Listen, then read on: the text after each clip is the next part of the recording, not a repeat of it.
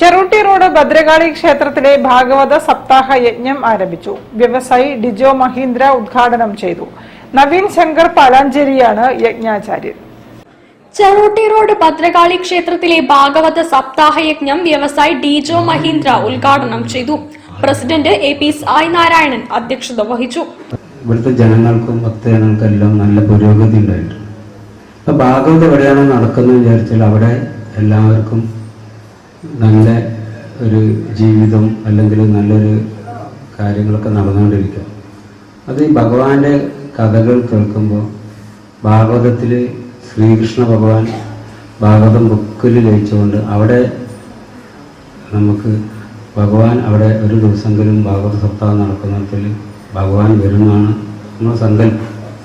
ശ്രീമദ് ഭാഗവതാഖ്യം പ്രത്യക്ഷ കൃഷ്ണയേവ, ശ്രീകൃഷ്ണ ഭഗവാന്റെ സ്വർഗാരോഹണ സമയത്ത് ഭക്തന്മാരും എല്ലാവരും ഭഗവാന്റെ കാലു പിടിച്ച് ഭഗവാൻ ഇവിടുന്ന് പോയാൽ ഞങ്ങൾക്ക് ആരുണ്ട്. അപ്പോഴാണ് ശ്രീകൃഷ്ണ ഭഗവാൻ പോലും ചിന്തിക്കുന്നത് ശരിയല്ലേ, ഞാനിപ്പോൾ ഇവിടുന്ന് പോയാൽ എൻ്റെ ഭക്തന്മാർക്കും ആളുകൾ. PR Sunil Singh, AP Krishnakumar, K Sankaran Pillai, P രഘുവീർ, PN Gopikumar, PS Vijayakumar എന്നിവർ പ്രസംഗിച്ചു. 18-ന് സമാപിക്കും. നവീൻ ശങ്കർ പാലാഞ്ചേരിയാണ് യജ്ഞാചാര്യൻ. News bureau, Kozhikode. വാർത്തകളിൽ ഒരു ഇടവേള കൂടി. ക്യാൻസറിനെതിരെ പൊരുതാനായി കാലിക്കറ്റ് സിറ്റി സർവീസ് സഹകരണ ബാങ്കും MVR ക്യാൻസർ സെന്ററും സംയുക്തമായി അവതരിപ്പിക്കുന്ന ക്യാൻസർ ചികിത്സാ സഹായ പദ്ധതിയാണ് മാസ് കെയർ.